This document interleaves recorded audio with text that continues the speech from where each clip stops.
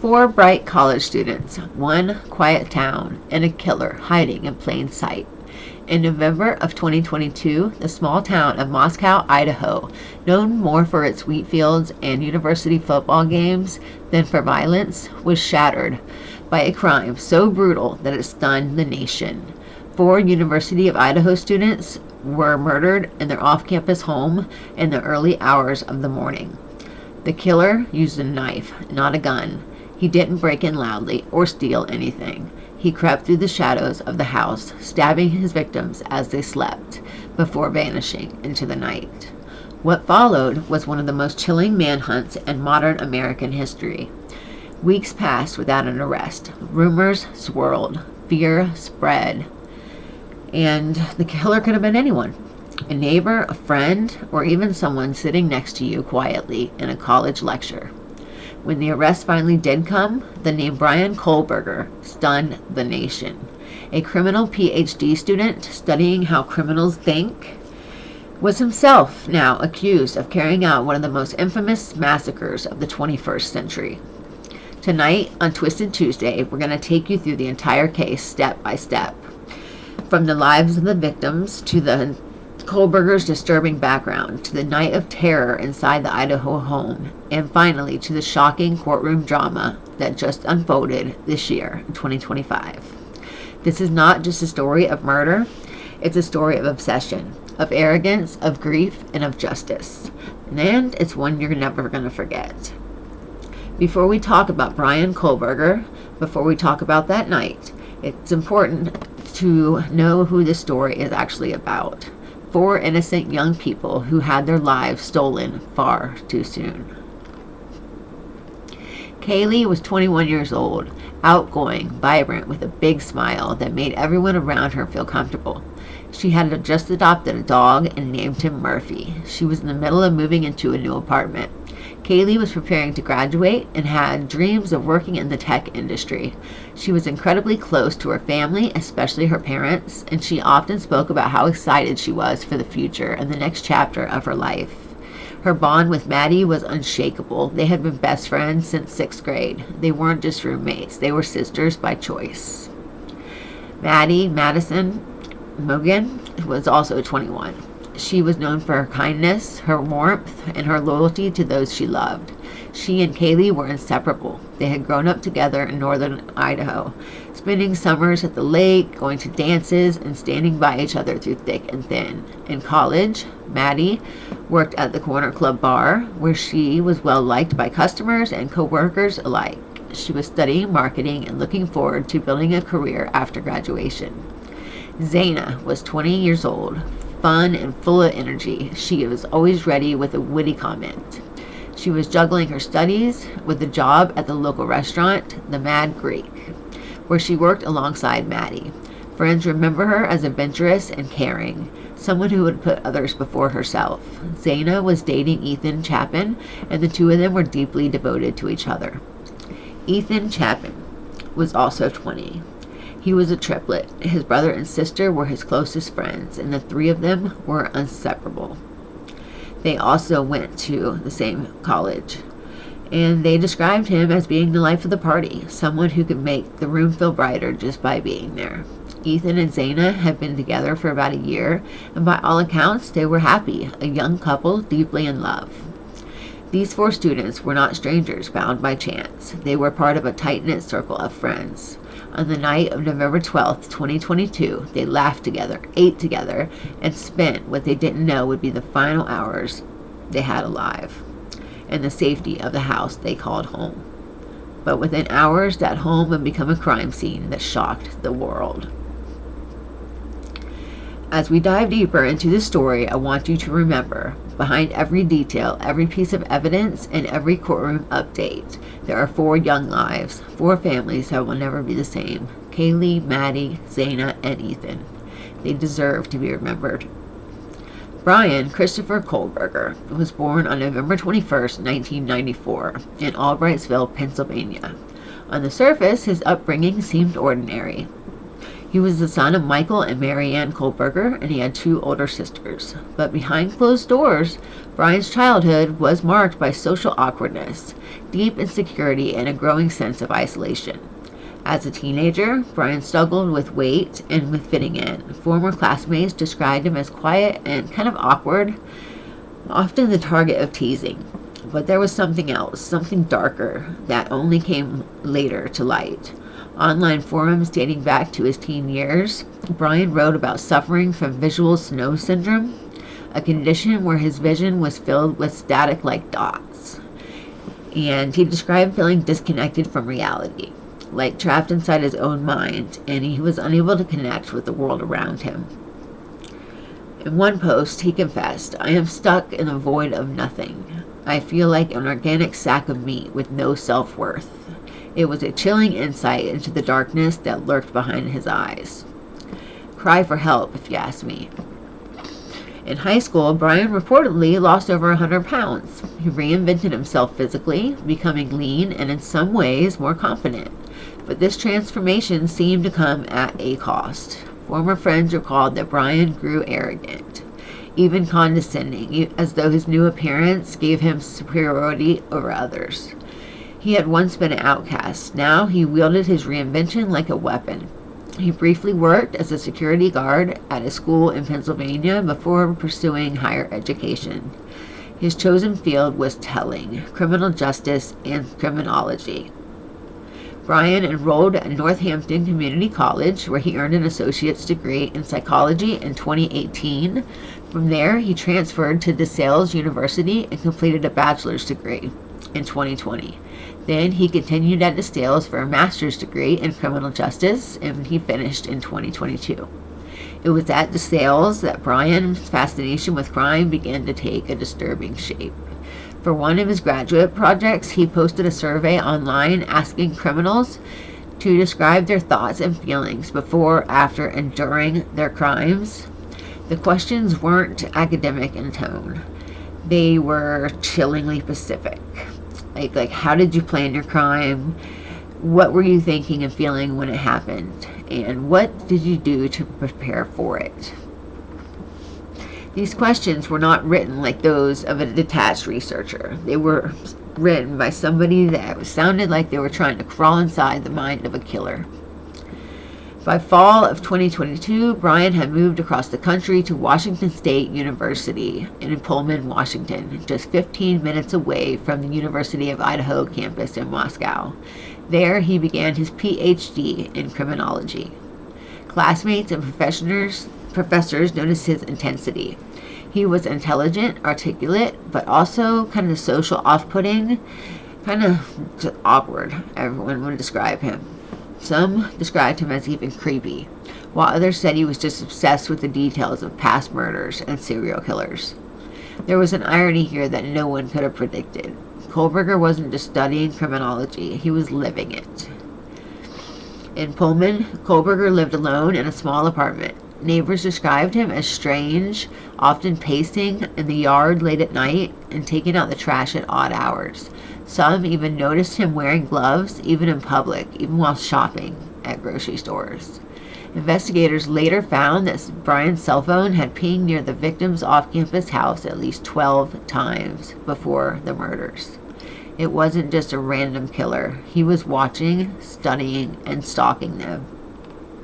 Brian Kohberger's life paints a paradox. A man obsessed with understanding criminals, a student of justice, someone who should have just been learning how to stop killers, not becoming one. Instead, he did become one. The arrogance that his classmates noticed in him, the superiority, the obsession, would all come to a horrifying climax in November of 2022. Because while 4 students laughed and shared a night together, Kohberger circled their house again and again in his white Hyundai Elantra, preparing to end their lives in the most brutal way imaginable.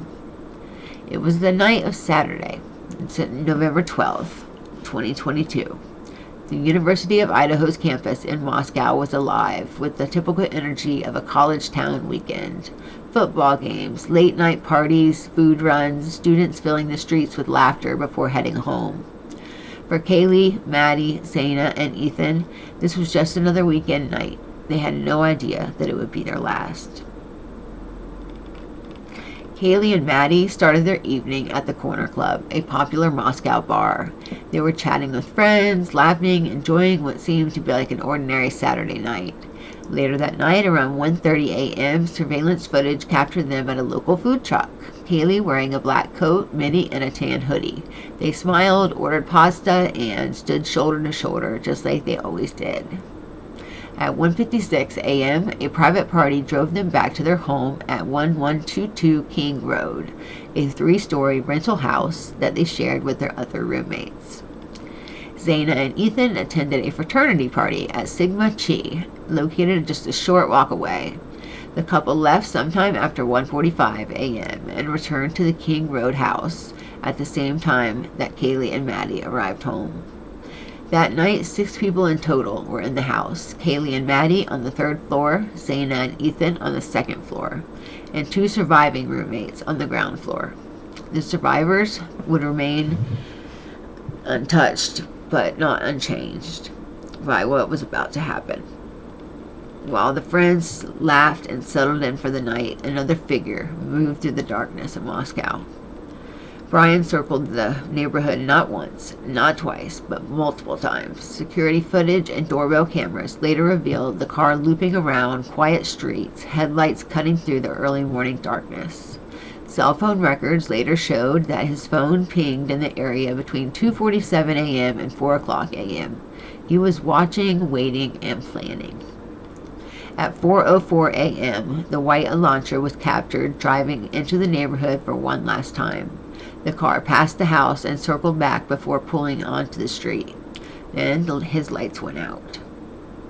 Inside the home, the friends were winding down. Zaina had ordered DoorDash, food that would later be found untouched in the kitchen counter. Timestamp 4 o'clock a.m. At 4:12 a.m., a neighbor's security camera picked up faint sounds, a dog barking, voices, and then muffled screams. Investigators believe that Kohberger entered the home through a sliding glass door on the 2nd floor. The layout of the house, the maze of staircases and bedrooms, worked to its advantage. On the 2nd floor, he encountered Zaina and Ethan. Ethan was strong and athletic and likely confronted him first. He suffered multiple stab wounds to the torso. Zaina was awake and fought for her life. She had over 50 stab wounds. The coroner later revealed that most of these were defensive wounds on her arms that proved that she fought back with everything she had. Kohberger then ascended to the 3rd floor, where Kaylee and Maddie slept side by side in the same bed. Investigators believe Kaylee may have been targeted. She suffered injuries so severe that her father later said she was unrecognizable. Both girls were stabbed repeatedly, their final moments spent together, just as they had lived. It's so horrible.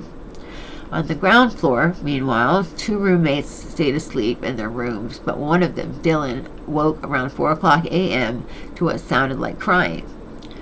She opened the door 3 times. The 3rd time, she froze. Standing in the hallway was a masked man, dressed in black, at least 6 feet tall, with bushy eyebrows. He walked past her silently, and as he approached the exit, she heard him whisper to her, "You're gonna be okay. I'm gonna help you." That is so weird. Chilling words that could have meant mockery or reassurance meant for himself. Not sure. But Dylan locked her door, and immediately she was terrified. She remained in her room until hours later. Based on blood patterns and the layout of the house, prosecutors believe Ethan and Zaina were attacked first. Police believe that Ethan was stabbed first. His injuries suggested he was standing or moving when attacked, possibly confronting Kohberger in the hallway or the bedroom. Zaina was awake. She was likely in the kitchen area or the bedroom when she was attacked. She fought desperately for her life. Like I said, the coroner said she had many defensive wounds. This tells us she was conscious, aware, and struggling. After killing Ethan and Zaina, Kohberger ascended to the 3rd floor where Maddie and Kaylee slept. Investigators believe that he sought out Kaylee. Her father said that she had injuries that were significantly more brutal than the others. She suffered deep, disfiguring wounds. At 4:20 a.m., a nearby security camera caught a car speeding away. The white Hyundai Elantra, later tied to Kohberger, vanished into the dark. Forensic later confirmed blood traces matched the victims inside the home, connected to the knife sheath they found next to Maddie's bed. Proof that Kohberger had carried out all 4 killings in less than 15 minutes. By the time the sun rose over Moscow, Idaho, 4 young lives were gone, and a killer was already miles away. The house fell silent, a tomb for the victims, until police arrived the following morning. This was no random act. It was methodical, brutal, and deeply personal. And yet for weeks there would be no answers. None. Because Brian Kohberger thought he planned the perfect crime. The morning of Sunday, November 13th, 2022, began quietly in Moscow, Idaho. The town was still covered in frost, but inside the King Roadhouse, time stood frozen in horror. It wasn't until around noon that 911 call was placed from the surviving roommates' phones. The call has remained mysterious. Officials have never released the full details of the 911 call, but it referenced an unconscious person. What first responders found when they arrived, though, was far worse. When police entered the home, even seasoned officers were shaken. This wasn't just a single stabbing or a fight gone wrong. It was a bloodbath. 4 young students slaughtered in their bedrooms. One officer later admitted that the scene was the most disturbing he had ever encountered. Blood seeped through the walls and pooled on floors. This crime was so violent that Kaylee's father would later say that his daughter's injuries made her look mutilated. Later released body cam footage shows police moving cautiously through the house with their flashlights shining to the dark rooms that had only hours before been filled with laughter and happiness. On that footage, a surviving roommate can be heard sobbing, overwhelmed by the horror she had just went through. Their surviving students were quickly escorted out, trembling and confused, while the street outside was filled with flashing lights, yellow tape, and stunned neighbors watching in disbelief. Word spread quickly across campus. 4 students gone all at once in the dead of the night. The news shattered the fragile sense of safety in this small college town. Students began packing their bags, fleeing home before Thanksgiving break. Parents flooded their children's phones with texts like, "Are you safe? Are you okay? Please lock your doors." No one knew who had done this or why. And worse, no one knew if the killer was still out there. From the beginning, this case has baffled investigators. No signs of forced entry, no theft, no obvious motive. For weeks, the public felt law enforcement was fumbling in the dark. But behind the scenes, detectives were meticulously piecing together a puzzle. Near Maddie's body on the 3rd floor, crime scene techs discovered something critical. That was the tan knife sheath, stamped with a U.S. Marine Corps insignia. Inside the sheath, they recovered some DNA, but it didn't match anyone in CODIS, which is the National Criminal Database. But it was their first real lead, and the only thing they had to go on. Meanwhile, investigators combed through hours and hours of surveillance footage from Moscow and Pullman. Again and again, the King Road, they seen the white Honda Elantra. It circled King Road House multiple times on the night of the murders and then sped away at 4:20 a.m.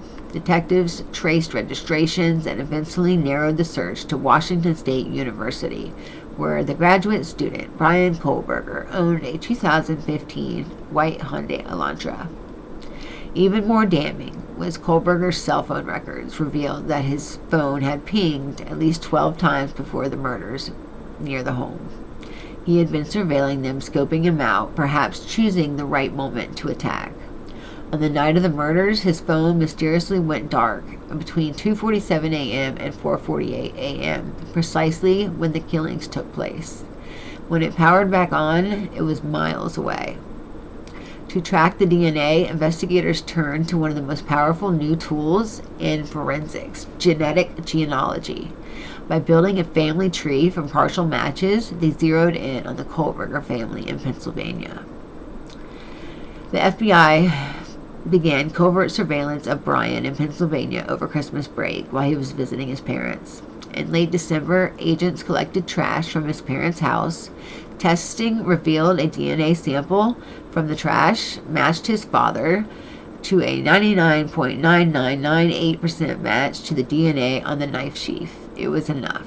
Police finally had their suspect.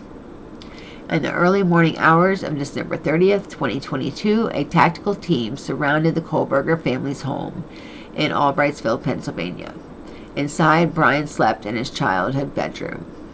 But at 1:30 a.m., when the officers smashed through the door and took him into custody, he was arrested without incident. Though reports later claimed that he did ask officers, "Did you arrest anyone else?" Which I still don't understand why he would say that. The FBI has tracked his move all across the country. They knew he had driven over 2,000 miles in his Elantra from Washington to Pennsylvania with his father after the semester ended. Along the way, he was stopped twice in Indiana for minor traffic violations, one for tailgating and one for speeding. Dashcam footage just shows him pale, restless, and sitting beside his father. He was probably pretty worried, thinking he was getting pulled over for the crime. In Pennsylvania, agents recovered more evidence: surgical gloves, trash bags, and items that he had carefully discarded. He was extradited back to Idaho in early January 2023, facing 4 counts of first-degree murder and 1 count of burglary. When he appeared in court in Moscow, shackled, dressed in an orange jumpsuit, the families of the victims stared at him with rage and with grief. I can only imagine. He showed no emotion, though. Sounds like a psychopath to me. Complete psychopath. From the start, Kohberger's legal team worked to challenge the narrative and the evidence. His lead attorney, Ann Taylor, she filed multiple motions questioning the reliability of the cell phone tower data, the collection methods of the DNA, and whether the police mishandled any key evidence. Kohberger himself sat through hearings with just a blank stare, showing no emotion, occasionally whispering to his attorneys, rarely acknowledging that he had a packed courtroom behind him. A gag order was also imposed, frustrating families and the media. But fragments did leak out: surveillance footage, the chilling words of the surviving roommate, and whispers of a trial that could take years. The defense hinted at holes in the state's case, but the weight of the evidence, the DNA, the cell phone pings, the car, the knife sheath, painted a damning picture.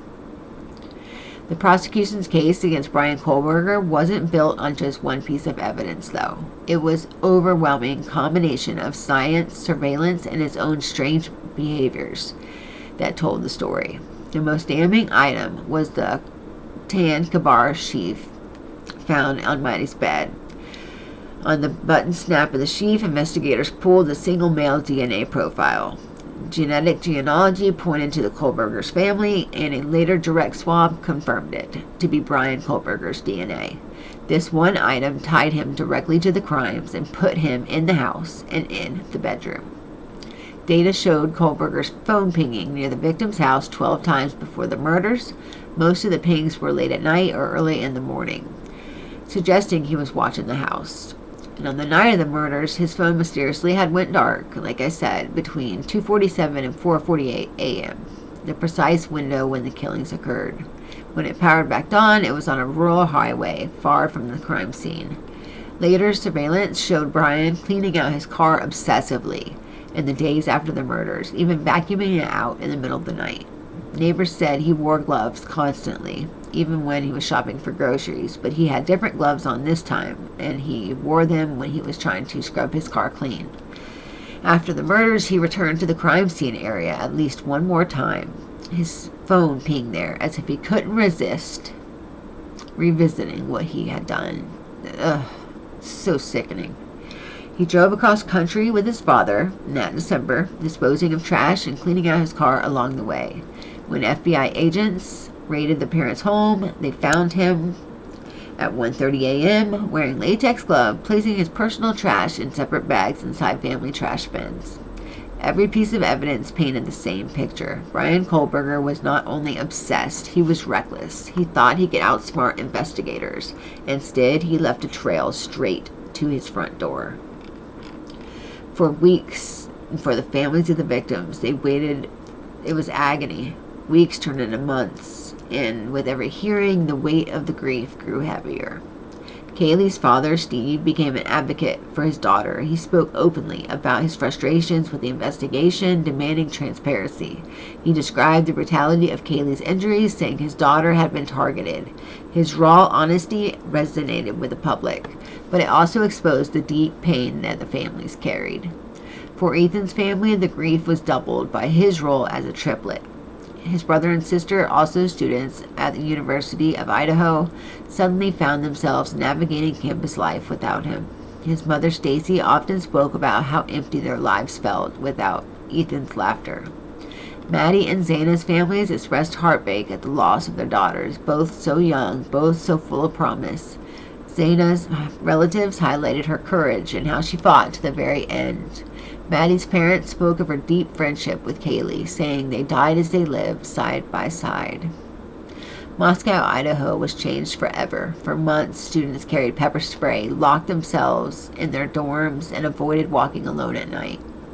National media descended on the town, covering every development. Internet sleuths flooded TikTok and Reddit with theories, some helpful but mostly harmful, spreading rumors about professors, boyfriends, and strangers. Didn't make the police's job any easier. The families bore the weight of not only their grief, but also the endless speculation. After more than 2 years of delays, 2 years, hearings and legal motions, the case came to its climax in July of 2025 this year. July 2nd, 2025, Brian Kohberger stood in court and pled guilty to 4 counts of murder, first-degree murder, and 1 count of burglary. In exchange, prosecutors agreed not to push the death penalty. It was a stunning turn. For years, his defense hidden at a trial. In the end, he admitted to the killings.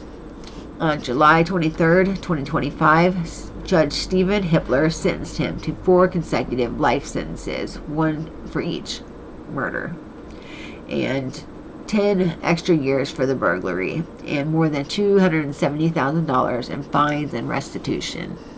I don't know how he's going to pay that. But in court, family members of the victims gave heart-wrenching statements. Some demanded to know why. Others begged him just to look at them, to acknowledge them, and acknowledge what he had done. But Kohberger remained expressionless, staring forward, offering no apology. When the judge also said that he would really like to know why these crimes were committed, if he would like to give a statement, Kohberger just stared blankly and said, "I respectfully decline." The sentencing was accompanied by the release of new chilling details. Zaina had over 50 stab wounds. Kaylee was described as unrecognizable.